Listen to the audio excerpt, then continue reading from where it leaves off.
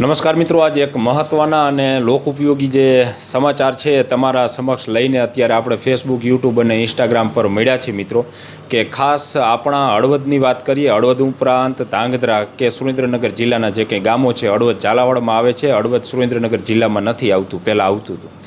આખા ઝાલાવાડમાં સૌ પ્રથમવાર મિત્રો આપણા હળવદમાં એક ક્લાસીસ સેન્ટર ચાલુ થયું છે, કે અહીં જે આપણા ઝાલાવાડના યુવકો અને યુવતીઓ છે કે જેને વિદેશમાં કંઈ વેપાર ધંધા કરવા છે અને એની માટે એને માર્ગદર્શન જોઈ છે, એની માટે એને ક્લાસીસ કરવા છે, તો પછી આપણા ઝાલાવાડમાં તો એ ક્યાંય ક્લાસીસ હતા નહીં, પરંતુ આપણા હળવદમાં સૌ પ્રથમવાર આ ક્લાસીસ સેન્ટર શરૂ થયું છે.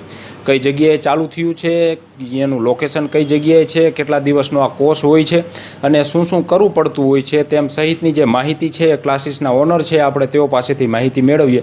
પહેલાં તો એક તમારું નામ અને આપણું ક્લાસીસ સેન્ટર કઈ જગ્યા ઉપર આવેલું છે એ લોકેશન આપજો. મારું નામ જિજ્ઞેશ રાઠોડ.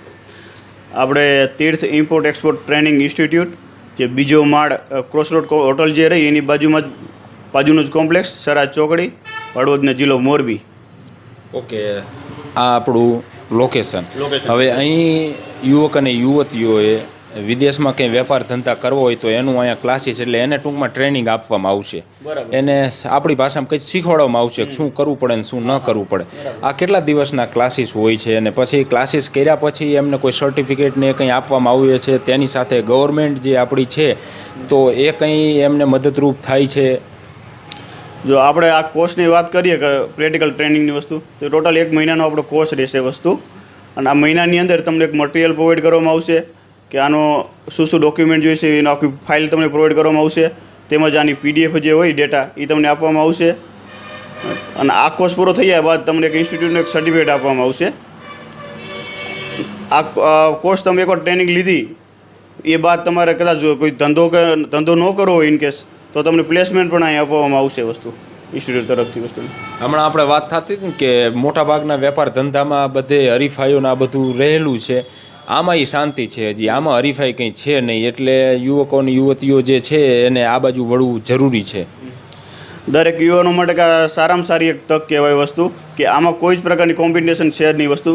ટોટલ 140 કરોડની ઇન્ડિયાની ટોટલ વસ્તી છે, એમાંથી ટોટલ 3 લાખ લોકો જ હાલમાં એક્સપોર્ટર છે વસ્તુ. બીજું, આપણે હીરાસર એરપોર્ટ અહીંયાથી આપણે બહુ નજીક પડે છે. અને હમણાં જ પ્રકાશભાઈને એમની સાથે પણ વાત કરી હતી, કંઈક એ રોડ પણ મંજૂર થયો છે એને કનેક્ટ કરવા માટેનો. પછી આપણું હળવદનું માર્કેટ યાર્ડ ગુજરાતનું લગભગ 3જા નંબરનું માર્કેટ યાર્ડ છે. એટલે અહીં જીરું કે મોટાભાગની જે કંઈ જણસીઓ છે, બહારના તાલુકાના ખેડૂતો પણ અહીં વેચવા માટે આવે છે. અહીં બાગાયતી ખેતી પણ આપણા તાલુકામાં એટલી બધી જે છે એ થઈ રહી છે. સિરામિક તો આખું હબ છે આપણું મોરબી. તો પછી આ બધું છે અને આપણા નજીક જ છે, એટલે આવતા દિવસોમાં એનો પણ લાભ મળશે.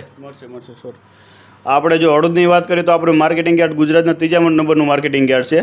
આપણે ખુદની જ પ્રોડક્ટ હોય કે જીરું છે કે ધાણા છે કે ઘઉં છે વસ્તુ, આપણે ખુદ જ એક્સપોર્ટર બની આપણે વિદેશમાં જઈને વેચી શકીએ વસ્તુ. એક આપણે માટે સારામાં સારી તક કહેવાય. અને બાજુમાં જો વાત કરવો જોઈએ તો મોરબી એક સિરામિક સિટી ગણાય છે વસ્તુ. એટલે સિરામિક વસ્તુ તો બહુ એક્સપોર્ટ થાય છે, સાઉથ આફ્રિકાથી લઈને ઘણા બધા દેશોમાં એક્સપોર્ટ થાય છે વસ્તુ. અને હવે હળવદ તાલુકો જે રહ્યો ને આપણે બાગાયત તરફ વળ્યો છે દાડમ વસ્તુ. તે દાડમ વસ્તુનું હાલમાં તો ઘણું બહુ મોટું ગવર્મેન્ટ તમને ઘણા બધા બેનિફિટ આપે છે કે તમે એક્સપોર્ટ કરો વસ્તુ એમ. ઓકે, તમે આપણે આ તો વાત થઈ જ. તેની સાથે હવે આ જે ટ્રેનિંગ લીધા પછી એક તમે કીધું ને મહિનાની આ બધી ટ્રેનિંગ હોય છે, અને આપણો જે કંઈ માલ છે આપણો માલ બીજાને આપીને એ પછી કે વિદેશમાં વેચતા હોય છે, તો પછી આપણે જે વેચીએ તો એનું બેનિફિટ જે કંઈ છે વચેટિયા કરતાં સીધું આપણને જ મળવાનું છે.